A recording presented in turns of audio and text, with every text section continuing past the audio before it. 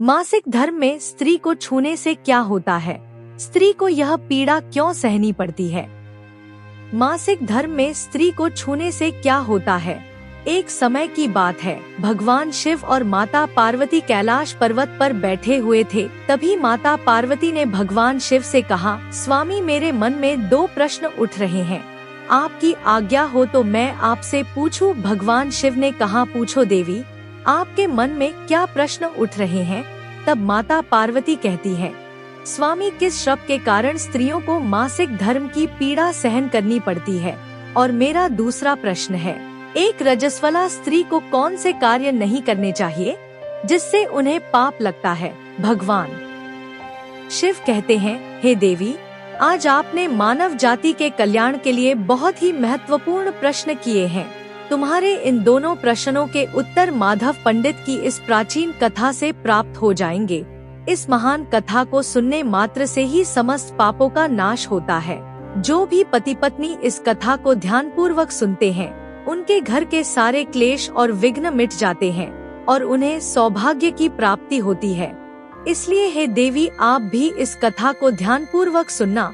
माता पार्वती कहती है, हे स्वामी, यह माधव पंडित कौन थे और उनके आचार विचार कैसे थे? मैं इस कथा को अवश्य सुनना चाहती हूँ। कृपया आप इस कथा को मुझे सुनाना आरंभ कीजिए।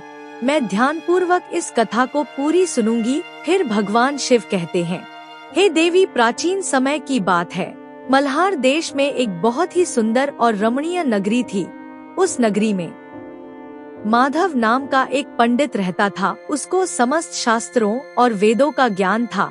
वह परम बुद्धिमान, गुणवान तथा धर्म कार्य में हमेशा तत्पर रहता था। सभी जाति के लोग उसका सम्मान करते थे। वह रोजाना दान धर्म तथा संध्या उपासना किया करता था। वह पंडित पशु पुत्र बंधु बांधव और धन संपत्ति से संपन्न था। उसकी पत्नी का नाम सुजाता था। वह भी अत्यंत रूपवान, चरित्रवान, गुणवान तथा पतिव्रता स्त्री थी। फिर एक दिन उस पंडित ने अपने घर बहुत बड़े यज्ञ का अनुष्ठान करवाया और अनेक ऋषि मुनियों को स्वयं जाकर निमंत्रण दिया और उस नगरी में निवास करने वाले समस्त मनुष्यों और ब्राह्मणों को उसने यज्ञ तथा भोजन के लिए बुलाया। फिर उस दिन अनेक ऋषि मुनि और उस नगरी के समस्त ब्राह्मण उसके घर पर आए। उस पंडित ने उन सभी का आदर सत्कार किया। फिर उसने सभी को घर के अंदर बुलाया और आसन पर बिठाकर भोजन कराया। ऋषि मुनियों और ब्राह्मणों को भोजन कराने के बाद उसने भगवान शिव का स्मरण करते हुए सभी को कपड़ों आदि का दान करके विदा किया। वे सभी माधव पंडित को आशीर्वाद देकर वहां से चले गए। उसके बाद उसने अपने परिवार के बंधु बांधव तथा अनेक गरीब और भूखे लोगों को भोजन कराया। इस प्रकार से सभी को भोजन कराने के बाद और अनुष्ठान से निवृत्त होकर जब वह पंडित अपने घर के द्वार के सामने खड़ा था, तो उसने देखा कि उसके घर के सामने एक बकरी और सांड बातें कर रहे थे। उस पंडित ने उस बकरी और सांड की पूरी बात सुनी तो उसे बड़ा आश्चर्य हुआ। वह बकरी और सांड उसके माता पिता ही थे, जो पिछले जन्म के पाप के कारण इस जन्म में बकरी और सांड बन गए थे। तब वह पंडित मन ही मन सोचने लगा, यह दोनों तो साक्षात मेरे माता पिता ही हैं, जो मेरे घर पर पशु बनकर आए हैं। किस कारण से इन दोनों को पशुओं का शरीर प्राप्त हुआ है? अब इनके उद्धार के लिए मैं क्या करूं?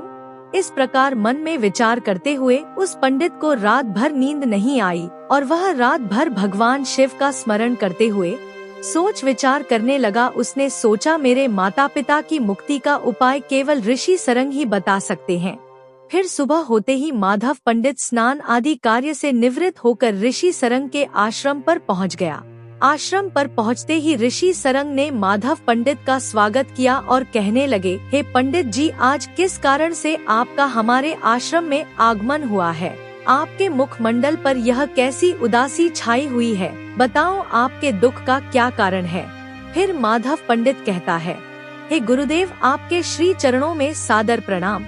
आपके दर्शन से आज मेरा जन्म सफल हो गया है। हे गुरुदेव, आज मैं आपके पास एक जटिल प्रश्न लेकर आ हूँ। कृपया आप ही मुझे इस कष्ट से बाहर निकाल सकते हैं। मैं अत्यंत दुखी और दुर्बल हो गया हूँ। ऋषि सरंग कहते हैं, हे पंडित जी, चिंता ना करो।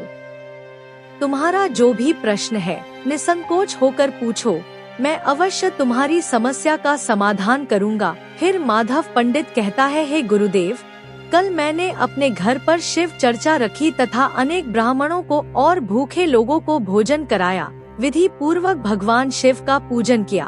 फिर मेरे द्वार के ठीक सामने एक बकरी और सांड आया। फिर दोनों मेरे घर के सामने खड़े होकर बातें कर रहे थे। सबसे पहले बकरी उस सांड से इस प्रकार से कहने लगी, हे स्वामी, आज जो घटना घटी उसे ध्यान से सुनिए। हमारे पुत्र के घर में ब्राह्मणों के भोजन के लिए जो दूध रखा हुआ था, उस दूध में एक सांप ने अपना जहर उगेल दिया था, जिसे देखकर मुझे बड़ी चिंता होने लगी। उसी दूध से भोजन बनने वाला था। अगर सभी लोग उस दूध को खा लेते तो उनकी मृत्यु हो जाती। इसलिए मैंने उस बर्तन से सारा दूध पी लिया, और जब बहू की दृष्टि मुझ पर पड़ी तो उसने मुझे खूब पीटा, जिससे मेरा अंग भंग हो गया।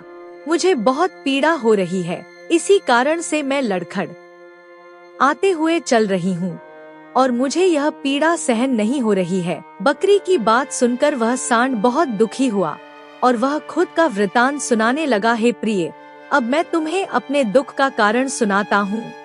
मैं पूर्व जन्म में इस माधव पंडित का पिता था। आज इसने सभी ऋषि मुनियों और ब्राह्मणों को भोजन कराया, किंतु इसने मेरे सामने थोड़ी सी भी घास नहीं डाली और ना मुझे जल पिलाया। सबसे पहले बकरी उस सांड से इस प्रकार से कहने लगी, हे स्वामी, आज जो घटना घटी उसे ध्यान से सुनिए। हमारे पुत्र के घर में ब्राह्मणों के भोजन के लिए जो दूध रखा हुआ था, उस दूध में एक सांप ने अपना जहर उगेल दिया था, जिसे देखकर मुझे बड़ी चिंता होने लगी। उसी दूध से भोजन बनने वाला था। अगर सभी लोग उस दूध को खा लेते तो उनकी मृत्यु हो जाती। इसलिए मैंने उस बर्तन से सारा दूध पी लिया, और जब बहू की दृष्टि मुझ पर पड़ी तो उसने मुझे खूब पीटा, जिससे मेरा अंग भंग हो गया। मुझे बहुत पीड़ा हो रही है, इसी कारण से मैं लड़खड़ आते हुए चल रही हूँ और मुझे यह पीड़ा सहन नहीं हो रही है। बकरी की बात सुनकर वह सांड बहुत दुखी हुआ और वह खुद का वृतांत सुनाने लगा, हे प्रिय, अब मैं तुम्हें अपने दुख का कारण सुनाता हूँ। मैं पूर्व जन्म में इस माधव पंडित का पिता था। आज इसने सभी ऋषि मुनियों और ब्राह्मणों को भोजन कराया, किंतु इसने मेरे सामने थोड़ी सी भी घास नहीं डाली और ना मुझे जल पिलाया। इसी कारण से मैं बहुत दुखी हो गया हूँ। फिर माधव पंडित कहता है, इस प्रकार से अपने माता पिता को बकरी और सांड के रूप में ऐसी बातें करते हुए देखकर मुझे बड़ा दुख हुआ और मुझे रात भर नींद नहीं आई। हर क्षण मुझे चिंता सता रही है। मैंने कभी कोई पाप नहीं किया है, हमेशा ही मैंने धर्म के कार्य किए हैं, फिर भी मेरे माता पिता को ऐसे कष्ट झेलने पड़ रहे हैं। इसी कारण से आज मैं आपके पास आया हूँ। कृपया आप अपनी योग शक्ति से पता करके मुझे बताइए, किस कारण से मेरे माता पिता की ऐसी दुर्दशा हुई है और उनकी मुक्ति के लिए मुझे कौन सा कर्म करना चाहिए। फिर ऋषि सरंग ध्यान लगाकर उस पंडित के माता पिता के पूर्व जन्म के कर्मों को देखते हैं और पंडित से कहने लगते हैं, हे पंडित, तुम्हारे माता पिता ने पिछले जन्म में घोर पाप किया है। इस पाप के कारण आज उनकी ऐसी दुर्दशा हुई है। फिर पंडित कहता है, हे गुरुदेव, किस पाप के कारण मेरे माता पिता की ऐसी दुर्दशा हुई है, कृपया विस्तार से बताइए, मैं जानना चाहता हूँ। फिर ऋषि सरंग कहते हैं, हे पंडित, तुम ध्यान से सुनो। यह सांडट जो तुम्हारे पिता है, यह पिछले जन्म में रामनगर के श्रेष्ठ पंडित रहे हैं। इन्होंने एक दिन पूर्णिमा का व्रत करके भोजन किया था। पूर्णिमा के व्रत के दिन इसने दान धर्म भी नहीं किया। इसने अपने द्वार पर आए हुए भूखों को कभी भोजन नहीं खिलाया। इसने अपने पितरों का श्राद्ध तर्पण भी विधि पूर्वक नहीं किया।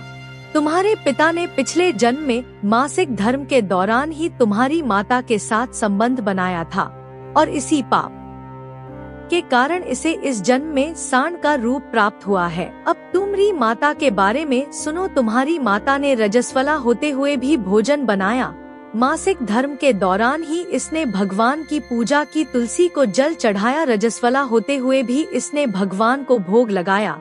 इसी कारण से इसे महापाप लगा है। मासिक धर्म के दौरान स्त्री 3 दिनों के लिए अपवित्र हो जाती है। मासिक धर्म के दौरान स्त्री को पूजा पाठ नहीं करना चाहिए।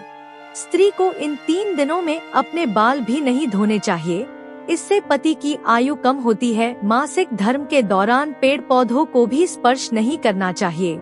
रजस्वला स्त्री के साथ संबंध भी नहीं बनाना चाहिए। जो पुरुष रजस्वला के साथ संबंध बनाता है उसे ब्रह्मा हत्या का पाप लगता है। जो पुरुष रजस्वला के वस्त्रों को स्पर्श करता है उसे भी घोर पाप लगता है। रजस्वला स्त्री के शरीर में 3 दिनों तक ब्रह्मा हत्या का पाप निवास करता है और चौथे दिन ही वह स्नान करके पवित्र हो जाती है।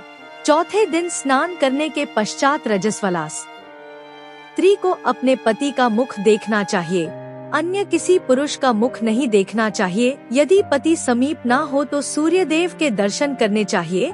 ऋषि सरंग कहते हैं, हे पंडित, इसी पाप के कारण तुम्हारे पिता को सांड और तुम्हारी माता को बकरी का जन्म प्राप्त हुआ है। माधव पंडित कहता है, हे गुरुदेव, अब आप मुझे अपने माता पिता की मुक्ति के लिए उपाय बताइए।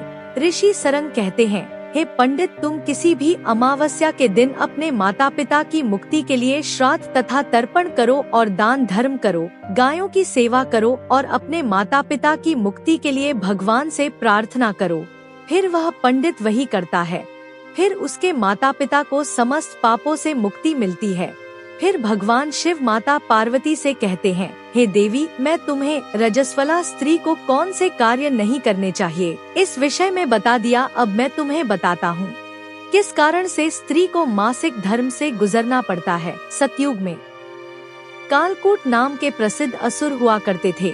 दानव होने के कारण उनका स्वभाव उग्र था और वे हमेशा ही युद्ध करने के लिए तत्पर रहते थे। फिर एक दिन सभी दानव वृत्रासुर के साथ मिलकर स्वर्ग लोक पर चढ़ाई करने लगे। उन असुरों के पास भयंकर शक्तिशाली अस्त्र शस्त्र थे जिनका देवता सामना न कर सके और भागकर ब्रह्मा जी के पास चले गए। फिर ब्रह्मा जी ने उन असुरों को परास्त करने का उपाय बताते हुए कहा, है देवराज इंद्र, तुम इसी क्षण महर्षि दधीची के पास जाओ। उनके शरीर की हड्डियों से तुम्हें अस्त्र शस्त्र प्रदान करेंगे। उन्हीं अस्त्र शस्त्रों का प्रयोग करके तुम उन असुरों का वध कर सकोगे।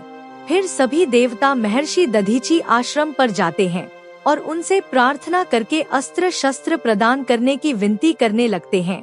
फिर संसार के कल्याण के लिए महर्षि दधीची अपने शरीर की हड्डियों से अस्त्र शस्त्रों का निर्माण करते हैं और उन्हीं अस्त्रों में से एक वज्र नाम का अस्त्र होता है जिन्हें देवराज इंद्र धारण कर लेते हैं। फिर सभी देवता उन असुरों से युद्ध करने के लिए निकल जाते हैं। देवता और असुरों के बीच भीषण युद्ध होता है। सभी देवता आकाश में असुरों से युद्ध करने के लिए इकट्ठे हो जाते हैं और प्रहार करने लगते हैं। अग्नि देव अग्नि के प्रहार से दैत्यों को जलाने लगते हैं। फिर अग्नि के प्रभाव से असुरों के शरीर जलने लगते हैं। फिर वरुण देव जल की वर्षा से असुरों को डुबो देते हैं, जिससे असुर तराई तराई करने लगते हैं। अनेक दिनों तक इस प्रकार से देवताओं और असुरों में भीषण युद्ध चलने लगता है। फिर देवराज इंद्र और वृत्रासुर आमने सामने आ जाते हैं और दोनों के बीच भीषण युद्ध होने लगता है। और फिर देवराज इंद्र अपने वज्र का प्रहार करके वृत्रासुर को मार डालते हैं। वृत्रासुर की मृत्यु होते ही उसके शरीर से ब्रह्मा हत्या बाहर निकलती है और देवराज इंद्र का पीछा करने लगती है। फिर वह ब्रह्मा हत्या इंद्र के शरीर में प्रवेश कर जाती है, जिससे इंद्र को ब्रह्मा हत्या का पाप लगता है। फिर देवराज इंद्र ब्रह्मा जी के पास जाते हैं और उनसे ब्रह्मा हत्या से छुटकारा पाने के लिए कहते हैं। फिर ब्रह्मा जी उस ब्रह्मा हत्या को देवराज इंद्र के शरीर से बाहर निकलने की आज्ञा देते हैं और वह ब्रह्मा हत्या इंद्र के शरीर से बाहर निकलकर ब्रह्मा जी से कहने लगती है, हे परमपिता, अभी तक मैं वृत्रासुर के शरीर में निवास कर रही थी, क्योंकि उसने अनेक ब्रह्मा हत्याएं की थी। जब इंद्र ने उसकी हत्या कर दी तो मैं इंद्र के शरीर में निवास करने लगी। अब आप ही मुझे उचित स्थान दीजिए जहाँ पर मैं रह सकूं। फिर ब्रह्मा जी कहने लगे, हे ब्रह्मा हत्या, मैं तुम्हें उचित स्थान देता हूँ। फिर ब्रह्मा जी ने ब्रह्मा हत्या के 4 भाग कर दिए और कहा, है ब्रह्मा हत्या, तुम्हारा एक भाग अग्नि के भीतर रहेगा। जो भी मनुष्य अग्नि को आहुति नहीं देगा तो उसके शरीर में प्रवेश कर जाना। तुम्हारा दूसरा भाग जल के भीतर रहेगा। जो भी जल में गंदगी फैलाए अथवा मल मूत्र का त्याग करेगा, तुम उसके शरीर में प्रवेश कर जाना। तुम्हारा तीसरा भाग पेड़ पौधों में रहेगा। जो भी मनुष्य बिना कारण ही वृक्षों को काटेगा, उसे भी ब्रह्मा हत्या का पाप लगेगा। फिर ब्रह्मा जी ने अप्सराओं को अपने पास बुलाया और कहा, है अप्सराओं, इस ब्रह्मा हत्या का 1/4 भाग तुम ग्रहण करो। अप्सराएं कहने लगी, है प्रभु, आपकी आज्ञा से हम इसे ग्रहण करने के लिए तैयार हैं, किंतु हमें भी इससे मुक्ति का उपाय बताइए।